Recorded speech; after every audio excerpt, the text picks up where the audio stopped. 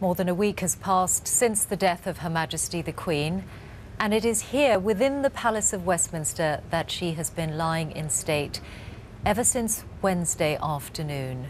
Many thousands of people have been paying their respects, as they are now. And it is here that her 4 children will do the same in just a few moments' time. This morning, King Charles and Camilla, the Queen Consort, were in Wales as part of their visits to the home nations. They attended a service of thanksgiving at Llandaff Cathedral, where they met members of the public. And the King then made an unprecedented address to the Senedd, which was followed by a private audience with the Welsh First Minister, Mark Drakeford. And any moment now, they will be leaving Buckingham Palace to travel to the Houses of Parliament and to the great ancient hall where the Queen has been resting. It's a beautiful evening in London, and we've seen people from all over the country patiently queuing for many hours to pay tribute to Her Majesty. It's been clear what a moving, almost overwhelming experience it has been for many of them, and indeed for people watching at home. We're expecting to see all 4 of the Queen's children leaving the palace shortly and coming to Westminster Hall, where they will be part of a very special and poignant tribute. They'll be standing vigil together beside her coffin, and they will remain there in silence. Amid all the ceremony of this time, all the duties the King has been performing, not just in London, but right across the home nations, amid all of that, this will be a moment for stillness and for peaceful reflection for him and for his 3 siblings, the Princess Royal, the Duke of York, the Earl of Wessex, who are mourning a queen, but more than anything else, their mother, who they lost only 8 days ago.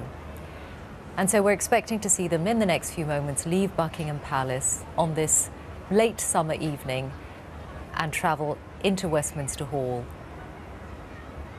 where those who are paying their respects in the hall at that time will see the 4 of them together at the side of the coffin. And it looks like they are just about to leave Buckingham Palace. The outriders are out of the palace gates. Queen Consort will be with the King, but it'll be the 4 of them standing together as they were in Edinburgh at St Giles's Cathedral.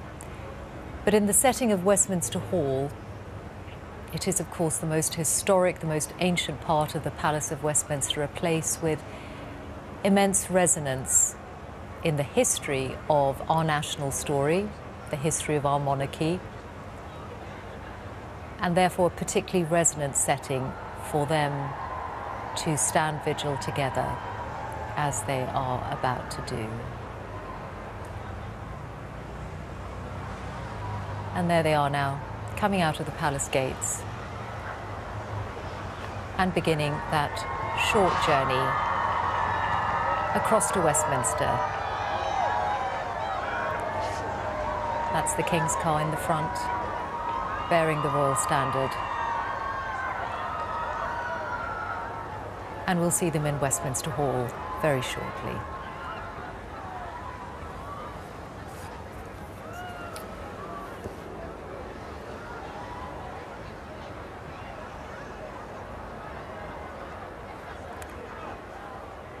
And as they are on their way to Westminster Hall, it will be a special moment for the Queen's children, for whom, of course, this has been a time when their private grief has had to be alongside their public duty. They have received condolences from across the country and around the world.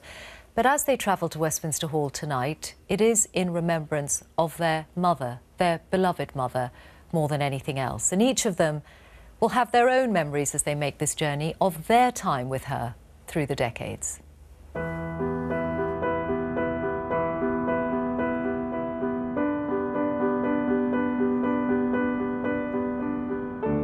I was very lucky to have her as a mother. I do have very happy memories of childhood. I remember we used to have lots of laughs, so I could sometimes make her laugh anyway, which was always very jolly.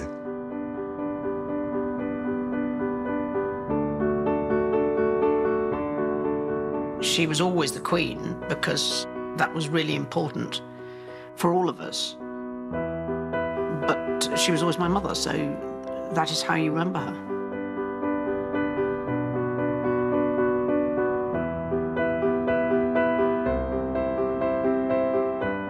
We weren't appendages that should be seen and not heard. We were definitely the priority. The happiest times, inevitably, that we'd spend together would be on holidays, because of the time that we spent together as a family.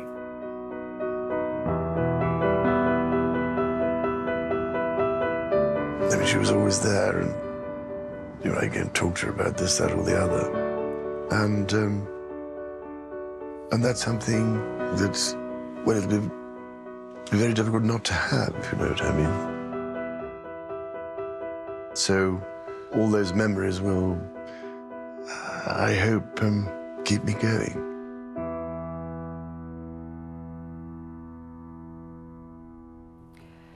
Through the centuries, Westminster Hall has witnessed many significant royal occasions. Tonight, Her Majesty will be only the second monarch whose children have stood vigil for her.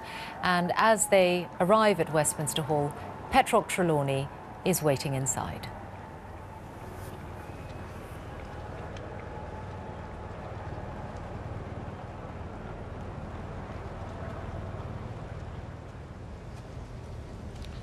The atmosphere here at Westminster Hall, calm, solemn, and perhaps in the air a sense of bittersweetness. People mourning the monarch's death, while at the same time reflecting on her long life and her 70-year reign.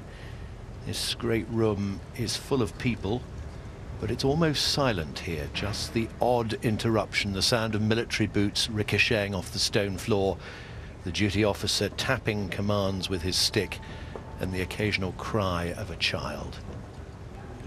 It's been like this since 5 o'clock on Wednesday afternoon, when Black Rod, the parliamentary officer in charge of maintaining order in the Lord's Chamber and its precincts, signalled that the doors of the hall could be opened to the public, patiently queuing outside.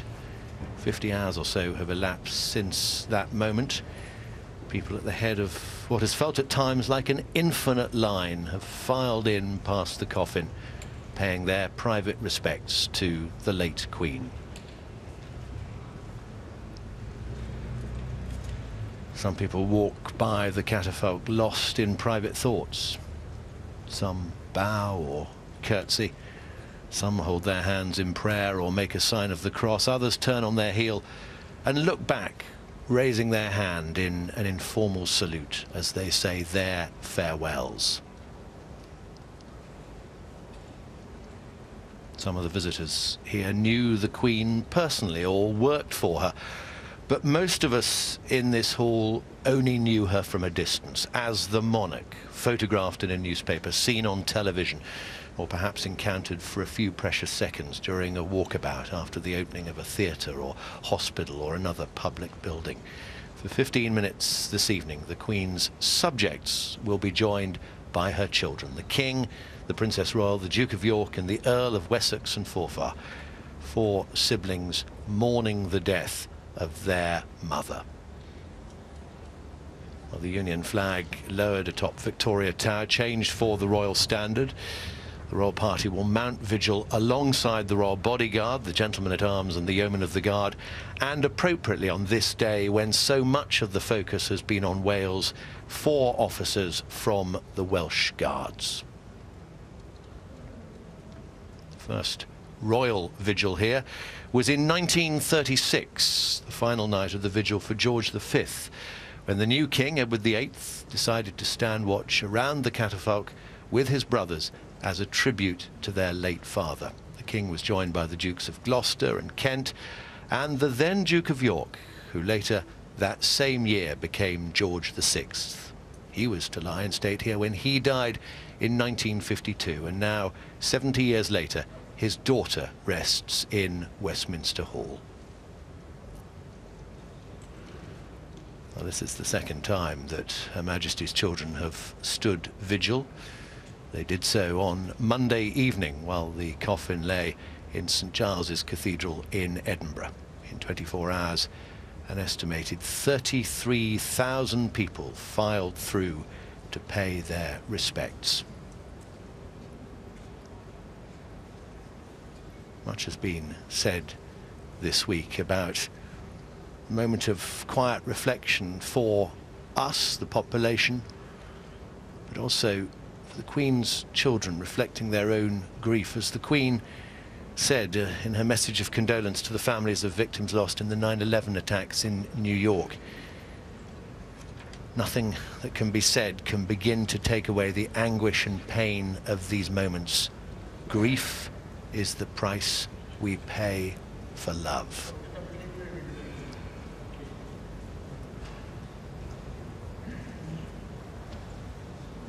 Well, this royal vigil will begin at 7:45, and you will be able to see it here. For now, in the studio, though, I'm joined by Katie Nicholl, royal biographer, and also by Giles Brandreth, writer and broadcaster. We did see the four of them stand together in Edinburgh earlier this week, but this is a very different setting. Giles, how would you describe the importance of this moment? It's very significant. We heard the Princess Royal only a few moments ago. We heard her voice saying that, of course, the Queen was always the Queen, but she was also a mother. And tonight we see them doing a personal tribute to the Queen, but in public. This is a private moment, but it's played out in public. And that is the life that these children of the late Queen have led all their lives. So it's a strange experience for them. But they will be there as children of the sovereign, and still filing past will be the members of the public. And it's clear, I met people in the queue today, it's clear that they are so happy to be there, so proud to be there, so keen to be there to pay their respects. As somebody said to me, she was the best, and she has brought out the best in us. And so it's a wonderful combination of the private and the public. Yes, and the Earl of Wessex's statement released earlier today, Katie, actually addressed exactly that they've grown up having to share their parents, especially their mama. I think it really brings it home to you, doesn't it, to read Prince Edward, the Earl of Wessex speak like that. You know, not many of us have to share our parents with the Commonwealth and the realms and the whole country, and so they have grown up with this private-public balance. But I think what must be so important for them in this vigil is, of course, the times that they didn't have to share her, the times at Balmoral, the summers that were made so special, you know, when the late Duke and the Queen would teach them to stalk and to fish and to enjoy those foothills of Balmoral and the Highlands in the way that the Queen and the Duke always did, and those wonderful Christmases at Sandringham. And, you know, we've heard in these tributes wonderful recollections of these family times, you know, being buried in the sand at Holcombe Beach. And I think, of course, we are mourning our Queen, but we forget that these four children are mourning a mother. And, of course, we were only allowed inside the palace walls at certain times. It's almost in her death that we've actually been allowed in far more. Giles, in this setting in Westminster Hall, there was the vigil for the Queen Mother in 2002, and not Princess Anne, but the three other siblings were part of that. It's a place for royal vigils. I mean, Queen Mary lay in state there back in 1953. The Queen Mother and then her children, family, were there for that. It's history. It is our royal history. You know, William the Conqueror was built after his time. William Rufus actually built it. Richard II, I think, designed that extraordinary hammer beam roof. It is the story of our royal history. So it's the right place for them to be. And it is where our kings and queens have been laid to rest. There have been these lyings in state, occasionally for a commoner. I think Gladstone in the 19th century, Lord Roberts, VC, and then, of course, Winston Churchill, the Queen's first Prime Minister. And 24 hours a day, as we see now, there are people who've waited a long, long time for the opportunity, and some of them will be in the hall when the King and his siblings begin their vigil. I mean, what an extraordinary moment that will be, not just to stand in front of the late Queen and pay tribute, but to see our new King there. An extraordinary moment, and as Giles says, quite fitting that these historical moments are being made in the most historical hall in Great Britain. But yes, for these people, a special moment indeed. And the Queen's children will be beginning their vigil shortly, so let's rejoin Petrock inside Westminster Hall.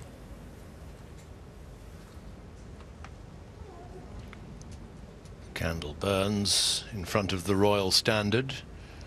These candles that burn for 24 hours, replaced each evening when the hall is briefly shut in the small hours. And behind the candle, the imperial state crown and the orb and scepter.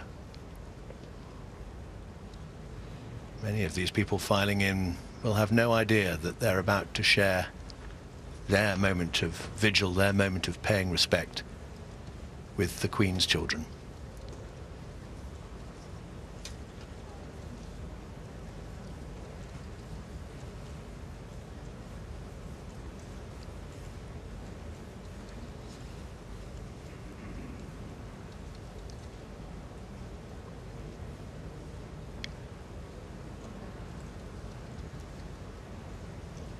The Welsh Guards doing their duty.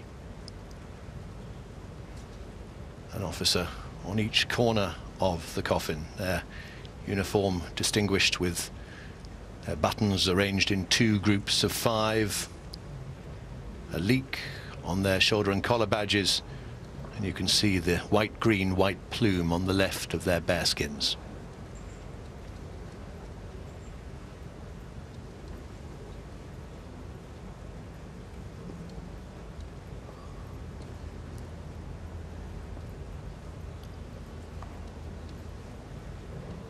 Westminster Cross that stands at the head of the coffin.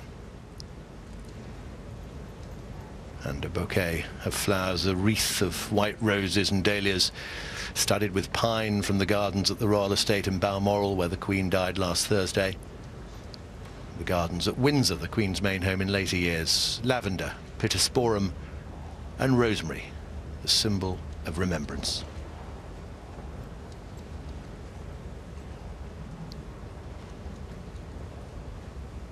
Yeoman of the Guard, one of the royal bodyguards,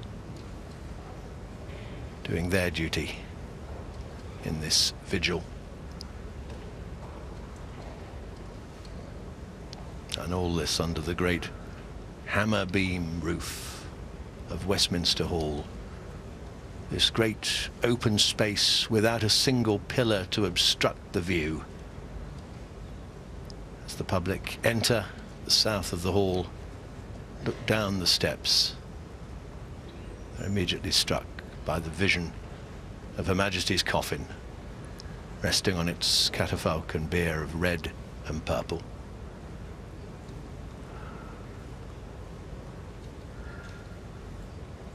The Welsh Guards, established at the height of the First World War, that's when they were raised.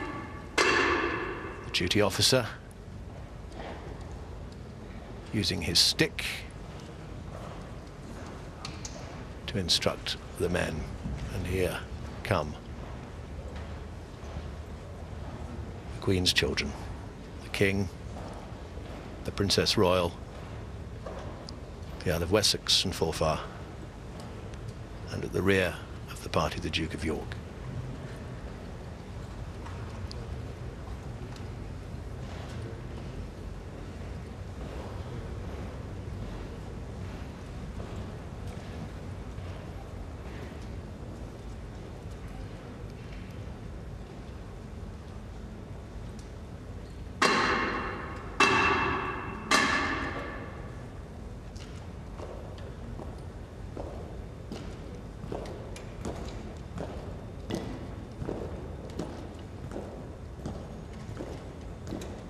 They walk forward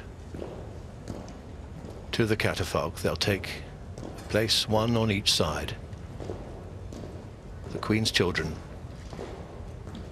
paying respect as they mark vigil to their mother here in Westminster Hall.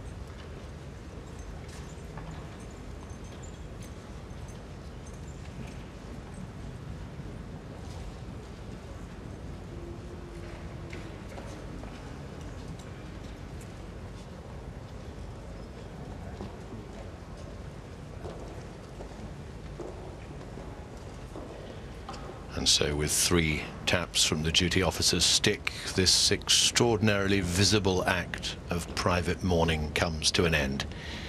The Queen's children standing vigil in front of their mother's coffin here in Westminster Hall.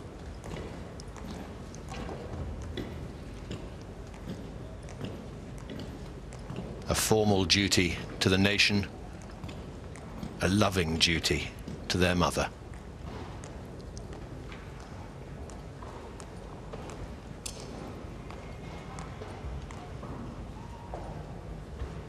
The King, the Princess Royal, the Duke of York and the Earl of Wessex, and for their faces, stoic as they stood there, with a steady stream of members of the public filing past.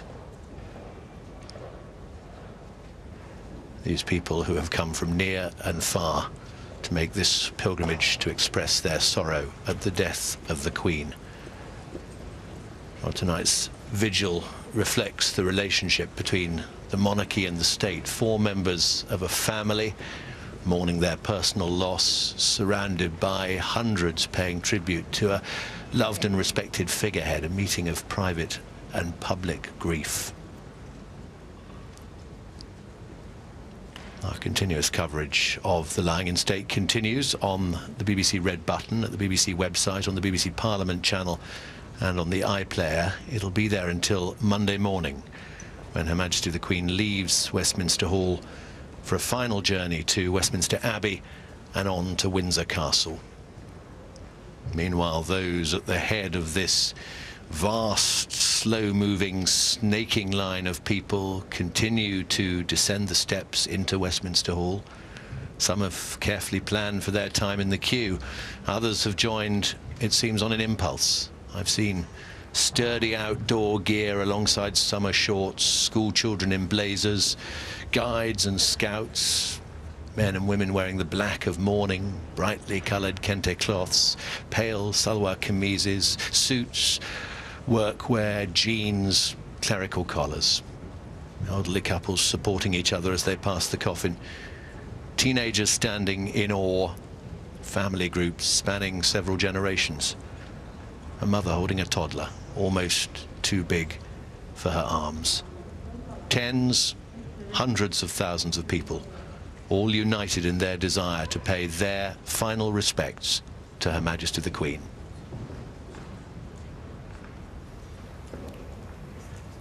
It is and continues to be a snapshot of our society. All of these people brought together because of their desire to be there to pay their respects to the Queen as she lies in state. And what we've just seen in the vigil of the King, his 2 brothers and his sister is likely to be one of the enduring images of this time, the scene of the 4 of them with their heads bowed and all those people who happened to be in Westminster Hall at that time continuing to go past as the 4 of them stood there. Giles Brandreth and Katie Nicholl are still with me. What did you think, Charles? Well, it's moving, but it's also remarkable because here you're seeing private mourning in a public place. There they were, the 4 children of the Queen who died only 8 days ago. We're watching it on television, and people are filing past at the same time. It sums up, in a sense, this curious phenomenon that we have in this country of a royal family. And then watching them were members of that extended family. I saw that, I think, the Duke of Kent and the Duke of Gloucester. They are the grandsons of King George V, who lay in state there back in 1936. So this was both personal and public.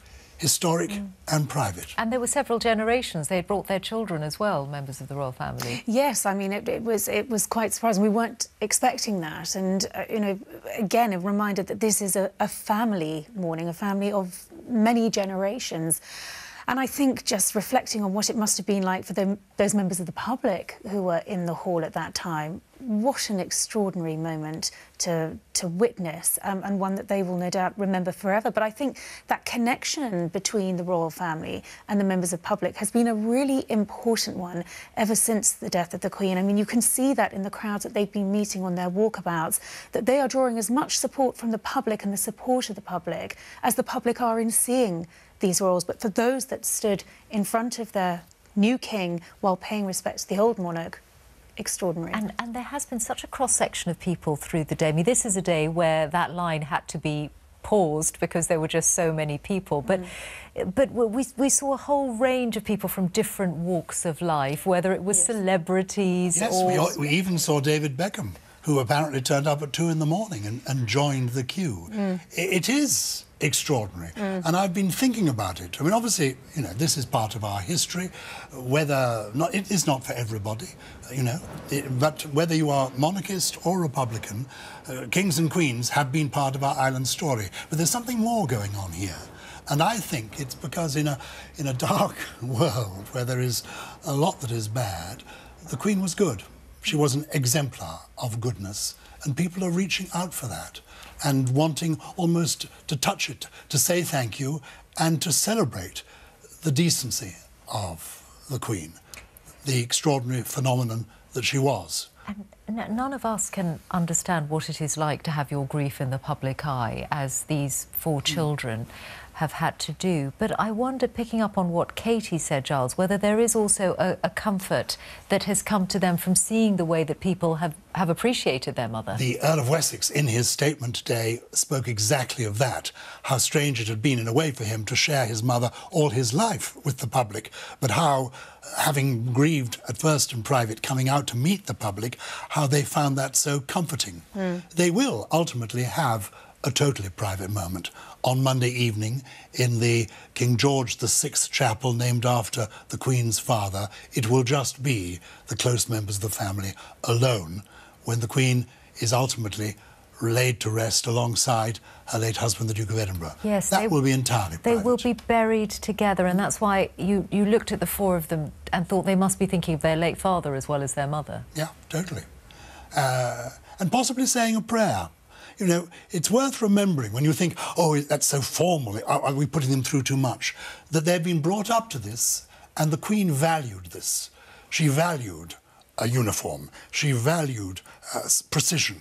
She wanted things to be done correctly. She saw the virtue of tradition, that sometimes these things help people get through, knowing that you've got to do this. Part of your duty actually helps you live, you know, live better. It's worth remembering that when Diana died, she took her grandsons to church that morning. People thought, oh, why? But she thought, no, actually we will do what we normally do. We go to church on a Sunday morning. We keep going, and they're keeping going.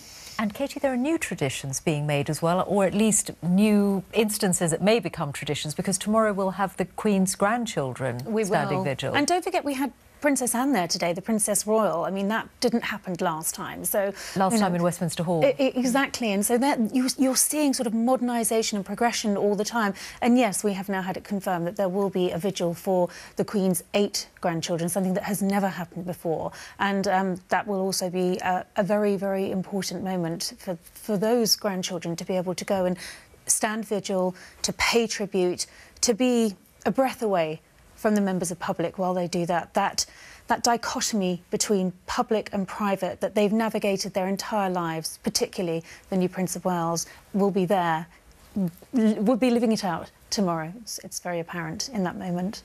Katie Nicholl and Giles Brandreth, many thanks to you both.